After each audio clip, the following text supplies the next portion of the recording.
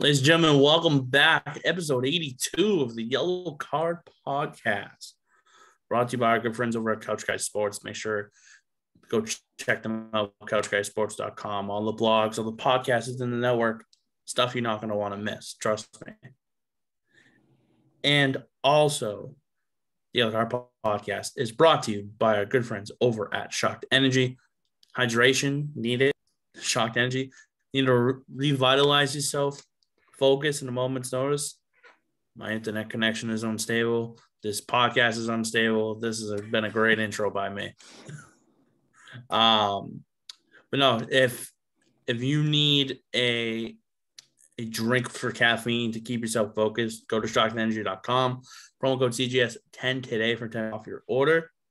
I lied. It's CGSN. CGS10 is our good friends over at exogun.com. Wow. Someone get a gun.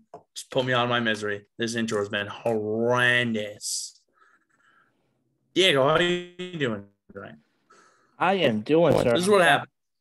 Yeah, I'm traveling and I am doing.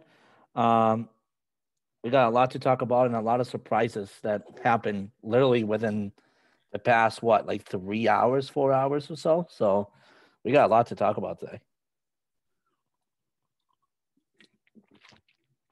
I don't even know. I don't even know if Mr. Jones is. He is. I'm hearing you're coming in and out of my thing, dude.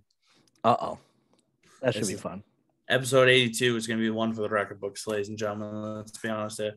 But we got a lot to talk about tonight. First thing we're going to do, we're going to recap last week.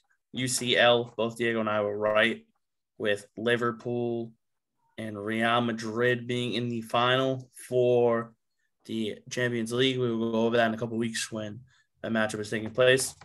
Diego was also right last week in the Europa League with Rangers and Frankfurt. I had Rangers and West Ham.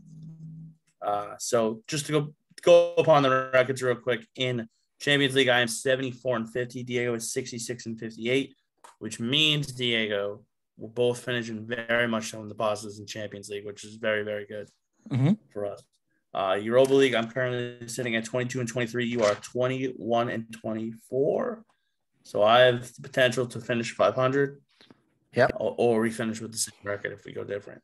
And then in the EPL last week, 1, 2, 3, 4, 5. We both went 6 and 4. 1, 2, 3, 4, 5, 6. 6 and 4. I am now sitting at 47-49. You are sitting at 49-47. And that's where we're going to start off tonight, folks, is with the English Premier League. The first game we're going to be talking about is the Tuesday matchup between Aston Villa and Liverpool. So I will let myself start because Diego is focusing on something here. I am going to say Liverpool is going to win this game 3-1. Very nice. I have Liverpool winning 3-0. This is a big one for Liverpool, especially after they dropped 2 points in the standings with their draw to Tottenham over this past weekend. With City blowing the doors off of Newcastle, you got to think Liverpool's going to come out for blood here. All right, the next slate of games that we have is on Wednesday. First one at 2:30, Leeds and Chelsea. I think this is a close one. I think defensive-minded from both sides. This Chelsea team is not the same that we've seen from the beginning of the season. I think Chelsea squeaks one out. I think they win 2-1 against Leeds. I think differently. I think, Leeds has done a great job at kind of rebuilding themselves and whatnot. I think this is a situation where Chelsea now, under new ownership, which, by the way, that was breaking news last week, and we announced that as well. Under new ownership and with plans of potentially spending a lot more, this gives some sort of stability again back to Tuchel. And I think this gives a good motivational momentum for Chelsea. And I think Chelsea wins this one 4-2. Wow. Very nice scoring for you. All right. We got Leicester and Norwich City. I got Leicester winning 2-0. And it begins. Like clockwork, baby. Norwich on the road isn't Fantastic. Leicester at King Power is very, very good. Besides last week against Everton, I'll take Leicester 2-0 in that one as well. Next one we go Watford and Everton. I'll go here. This Everton team, they're not getting relegated. They're playing too well right now. They're going to keep it up. 2-1 victory over Watford at Watford. I got Everton winning this one 1-0. I think Watford is going to be tough to beat, but Everton gets it done. Okay. Wolves and Man City. I got Man City winning I this think. One. Oh, go ahead. No, go ahead. Oh, good. I got City winning this you got one. Man City winning? Yeah, I got them winning 3-1. City is firing in all cylinders right now. With the Liverpool news of them tying up 1-1 against Tottenham, I think that gave them even more fuel for them to just go ahead and secure their Premier League title. And I think with this win, they could potentially do that. I kind of like Wolves to put up a little bit of a fight here. I mean, at Wolves, they're 15-5-15. Do I see Wolves winning this game? Not a chance. But don't forget, they played back in December at Etihad, and Man City struggled against them and only won 1-0. I think City scores a goal, but I also think Wolves score a goal. I think we're getting a 1-1 draw here. All right, Let's talk about the North London Derby taking place on Thursday. Tottenham and Arsenal. I got Tottenham winning this one 2-0. I think where they are in a position to be making games up because they're behind. This puts Antonio Conte right on prime position to finish up exactly what his plan was, which was to bring Tottenham back to Champions League football, and he gets it done here. So them and Arsenal both have 35 games. They each have 3 games left at hand. Arsenal currently 4 points up on Tottenham. So Tottenham's going to come out firing. They need to win this. If I'm Arsenal, I'm trying to go defensive as possible, just to at least secure a point out of that. So you stay within that 4-point gap over a 2-game span that's left. However, I think Tottenham's fired up. I love the way they're playing, and I think they have a little bit of momentum going, especially after that draw with Liverpool. I actually also have them winning 2-0. All right, let's talk the Sunday slate. First game, Tottenham and Burnley. Keep it short and sweet. Tottenham again, they're going to roll 3-1. All right, I'm going 2-1 Tottenham. All right, next one is Aston Villa and Crystal Palace. I got Palace. Has been good to me. Yeah. Palace has been good to us. You got Palace winning? Mm-hmm. What is your score? I got a 1-1 draw, actually. I think Villa's going to play very, very well. And then after the game against Liverpool, I think going up against a Palace team, I think they're going to end up getting a point out of it. Okay. I actually got Crystal Palace going ahead on this one, winning 2-0.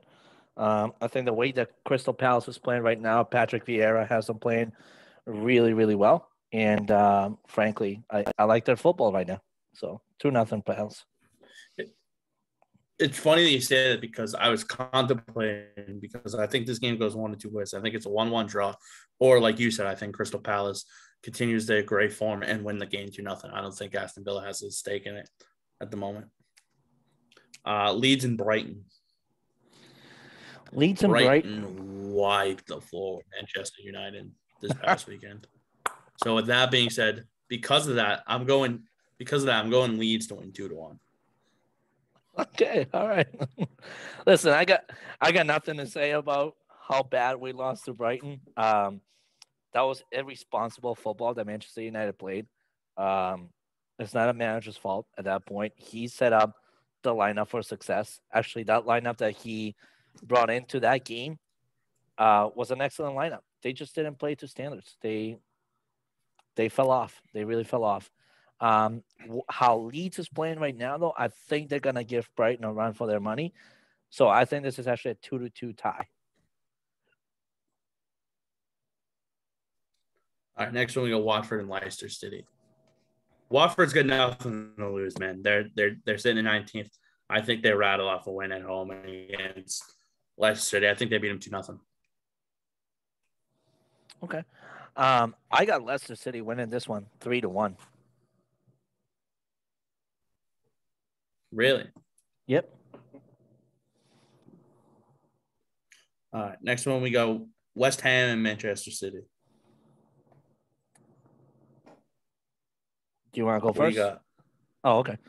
I actually think West Ham here gives a lot of trouble to Manchester City.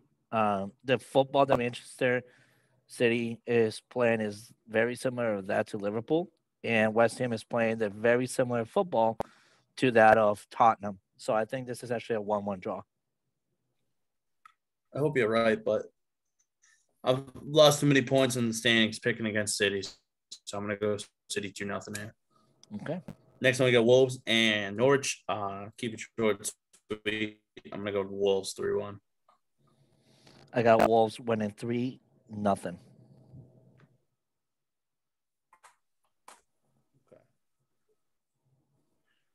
Everton Brentford. Another win for Everton here, but I think this is going to be a high scoring affair. I got Everton winning 3-2. You got Everton winning 3-2 too? And it continues. It just continues. This is why we have a podcast together. It's because we have the same thought process behind everything. Oh my god. Next one, last one. Excuse me. Newcastle hosting Arsenal. Now, this is the game that I think could change the landscape of the top four here, especially with Arsenal. If Arsenal loses to Tottenham like we think, do you think they go into Newcastle and win? Because I sure as hell don't. I like Newcastle 2-1. I got Newcastle winning 2-1 as well. Let it work, baby. Let it work. All right. So that'll do it for that. Diego and I have, let's see, 1, 2, 3, 4, 5 different. So that's going to be the big stake for the table next week, especially with the fact that there will be, for the majority, 2 games left after, or 1, depending on however it all plays out. Also, big shout out go outside of the EPL, but go to the EFL.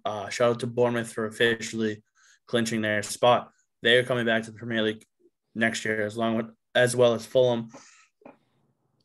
We will see Huddersfield Town, Nottingham Forest, Sheffield United, and Luton Town fight to get that third spot back up. Just to go on it real quick. So that is taking place, I believe.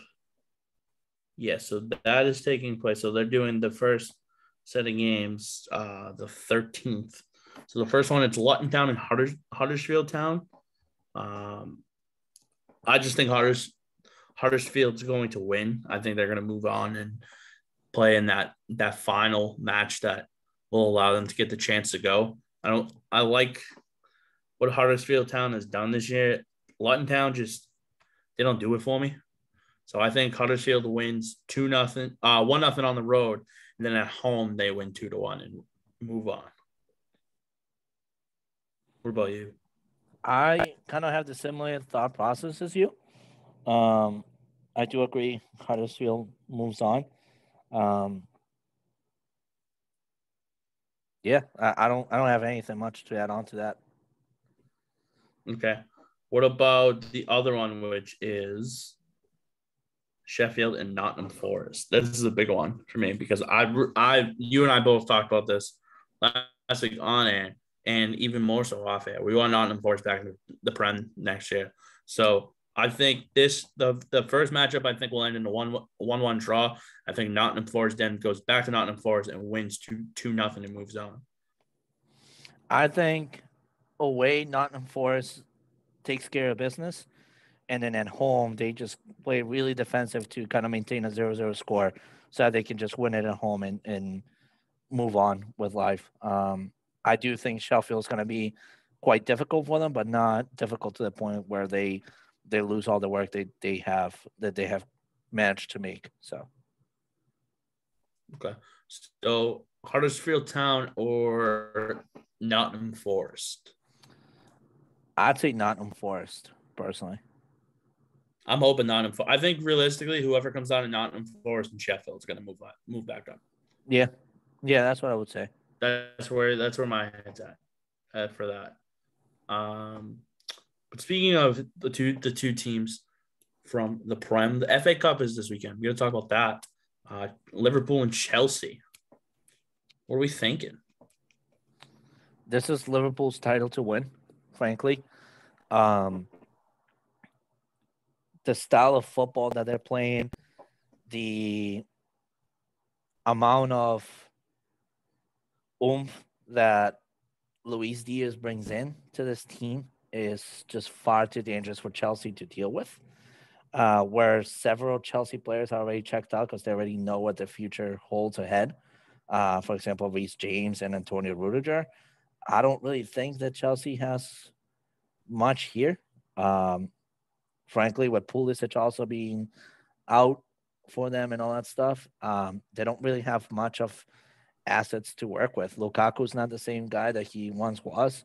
If there's somebody that can shut down Lukaku left and right, is Virgil van Dijk, and Virgil van Dijk right now is playing again at the top level that he once was. So I think this is Liverpool's trophy this year. Yeah, I agree. I think this is their. I think they went 2-0. I think Luis Diaz is a big factor in this, and that's why I think if Liverpool wins this one, I just think, realistically speaking, I don't see it ending the way that the EFL Cup or the Carabao Cup, I should say, ended. I think they straight up 2-0 outright, like Liverpool, to hoist the FA Cup at the end of it. Speaking of Liverpool, did you see Pep's comments about the title race? Yeah, everybody's rooting. He thinks everybody's rooting against them. I think that's just sour grapes by Pep. It's even more sour grapes realizing the fact that he didn't get to the Champions League final. Once again, he's choked to arrive there. He choked to arrive there with Bayern. He choked to arrive there with Barcelona, with Manchester City on various occasions. I think it's just sour grapes. I think it's a comment that comes from a competitive fire between those two. But it's not a comment that he 100% meant as hostile. I think it's just sour grapes. That's really it. Yeah. For me, I agree with your point on the fact that they blew Champions League. They blew Champions League again. Like, this happens every year. Let's be honest here. The two Real Madrid goals in the 3-minute span that happened was absolutely ballistic. That never in my years did I think that Real Madrid would win that game after how they played the first 75 minutes of that game. So you got to take it on the chin. But also, too, not for nothing, you have won the title, 4 out of the last 5? Mm-hmm. People are looking for new. I understand Liverpool won it the other year, but people are looking for somebody else to win the league title. So from that aspect, I just think, if you want to be competitive in European football, stop blowing big leads in tournaments like that. Plain and simple right there. I mean, for me, it was plain and simple the mistake that Pep Guardiola made against Real Madrid, especially in the last 5 minutes. He went for a very lax style of football, playing against a team that's known to be a closer in the last 5 minutes of those games. Every single one of those moving, staging games that Madrid has had, they did against PSG, they did against many others all the way through the end of this tournament. They have closed the deal in the last 5 minutes. And when you are playing a careless football where the defense is basically wide enough so that Rodri can go right in the middle. I mean, come on, you're Pep Guardiola. You're much better than that. You know that you need to shut down the half, and you know that you need to keep the ball within the midfield. That way, if Madrid is to move forward, you have a defensive forefront to block it. But if you're to move forward, you're not moving forward too much. You're just kind of causing them to get panicked and make a mistake. It's just it was pointless what Pep Guardiola was doing. Absolutely pointless. And the more I was watching, the more I watched that tape, I'm like, this is a guy that's considered the world's best football coach, and you're doing these mistakes. Come on, man. I agree with you. I agree with you 100%. I think for me, and now it just goes to show that how bad Man City wants a Champions League title based off of this move that is going to be announced officially as of later on this week, according to our famous insider, Fabrizio Romano. Erling Haaland has officially signed with Manchester City.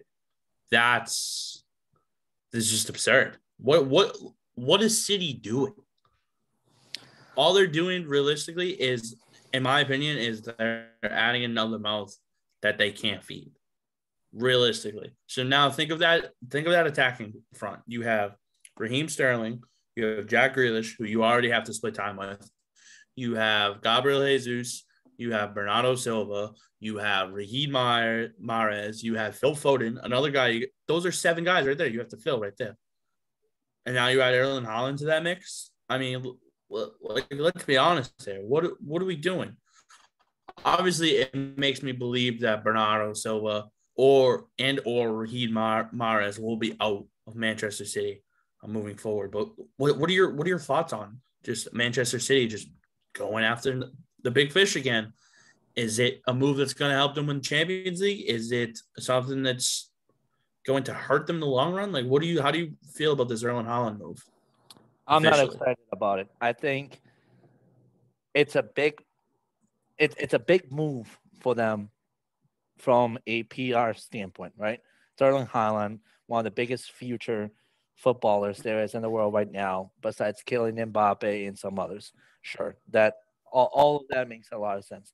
But here's the problem the City faces. They're going to need to find replacements for Bernardo Silva, who will be potentially moving on from the club. Could be going to somewhere like Barcelona, could be going to somewhere like, Villarreal, could be going anywhere in La Liga or maybe Serie A. There's rumors of Gabriel Jesus potentially signing with Arsenal. There is rumors of Riyad Mahrez potentially going to PSG. On top of that, now there's rumors linking Paul Pogba to Manchester City. When you add all these high egos, yeah, Pep is really good with these high-profile players, but here's the problem. These high-profile players have proven from time to time again, no matter what club it is, it becomes a serious issue in the locker room. PSG, for example, they have Lionel Messi, Neymar, and Kylian Mbappe. That front three right there is by far the most lethal 3 front there is in the whole entire world on paper. But performance-wise, they're not there. Lionel Messi has barely scored, 10 goals throughout the whole year for PSG?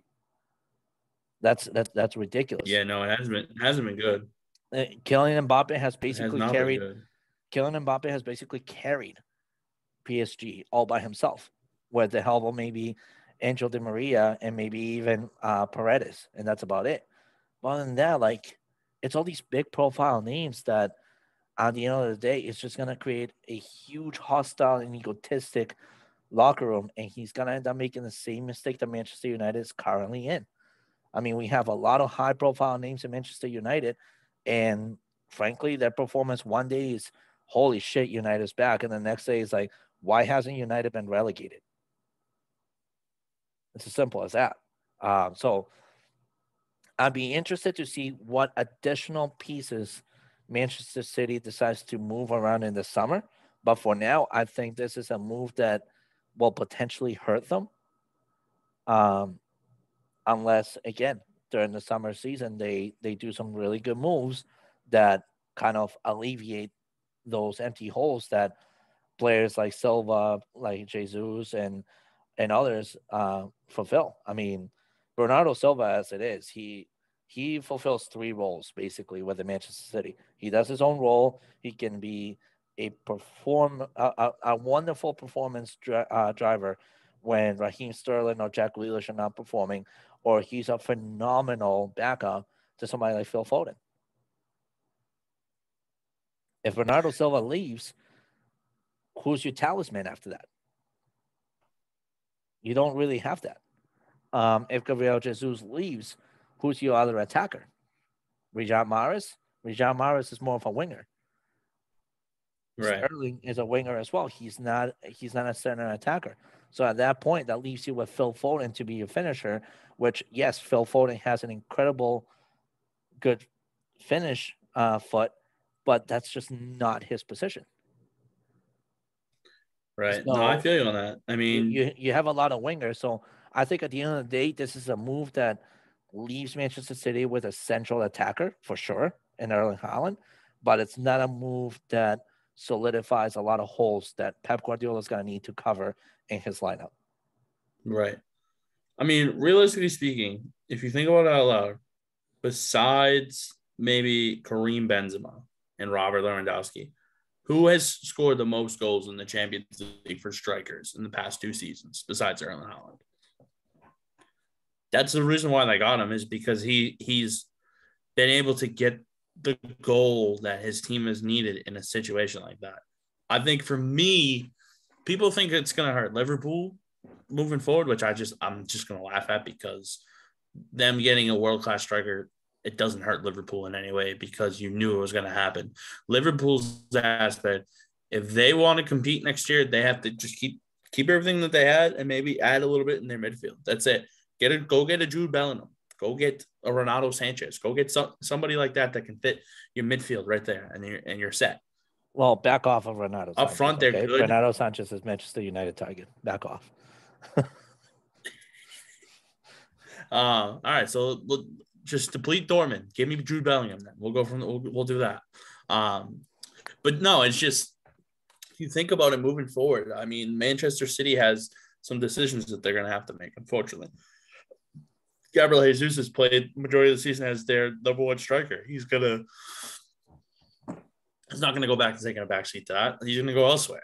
And just like looking at that team as a whole, I mean, you still got Gundogan. You're paying Kevin De Bruyne all that money. You're going to be paying Erling Haaland just a little under what you pay him a week. Like, the bills that are going through Manchester City now are a little bit heavy. And I don't know if the ownership is going to be able to handle all those personalities. There's going to be players that are going to be on the move as loan deals, and that's where some of that financial backing will finally come into fruition. And he's going to have to do that. Like, I can picture Gundogan going on loan to somebody like Roma, where, by the way, huge, massive respect to Jose Mourinho. And I want to say this on record, Jose Mourinho is 100% back. That guy's 100% back. And watch out, Champions League, because that guy is going to compete with his heart in Champions League. Gundogan can easily go to Roma for a loan move. Somebody like Gabriel Jesus. They're not in Champions League. They're not in Champions League qualifications? I thought they were in fourth place. No, they lost. No, they're in sixth. Oh, that's right. No, never mind. I'm sorry. It's the Europa League where they could be going. And honestly, I mean, well, they blew their chance today because they lost to Fiorentina 2-0. Yeah, but also Mourinho. Well, right now they're in sixth. They're still with 59 points. They still got plenty of chances to go. They got about 2 or 3 more chances to go. Regardless of that, though, I mean, Mourinho has done a phenomenal job with Roma. I mean, let's just put them on the chips on the table right now. I mean, if you look at how Tammy Abraham is performing, who knew he could perform at that level? Somebody that trusted him was Jose Mourinho. I did. You know, and Jose Mourinho. I knew he could. He just wasn't going to do it with Chelsea. No, he was never going to get the opportunity with Chelsea. No, he was not. No way. I mean, realistically, right now, But yeah, I mean, it's like a lot of moves will need to be made in Manchester City, and that's why I'm saying I'll be intrigued to see what they do this summer in terms of signing, because they're gonna need to do some serious moves. They will need to make them. oh yeah, no, for sure. And We'll have even to wait and better, see. even better, One last thing. there's still a question left to be answered. Nobody knows if Pep Guardiola is back next year. Yeah. So you could sign all these players and still not have your number one coach. Mm-hmm. That's the next one that needs to be tackled. Last thing we're going to touch upon tonight. I completely misread when I thought this match was, but it's the Coppa Italia final, Juventus and Inter Milan. What do you think? I hate to tell you this, but I think Inter Milan wins this one. I mean, I agree, man. It's just this team. I don't know. It just I'm surprised they're still sitting in fourth place in Serie A right now, comfortably. Yeah. And this is another team this summer. We're gonna see big moves happen throughout Juventus because you're gonna have to look because the ball is definitely gone. Matthias de Ligt might be gone. Alvaro Morata might be gone. They might get rid of Quadrado. They could just have a complete overhaul. Cicciolini might be gone. Bonucci, like these guys are all getting up there in age as well, so they might be going a little bit on the younger way here. But I don't know. I'm curious to see how Juventus plays out this summer. But Inter Milan, I think, is going to win the Coppa Italia. Yeah, I agree.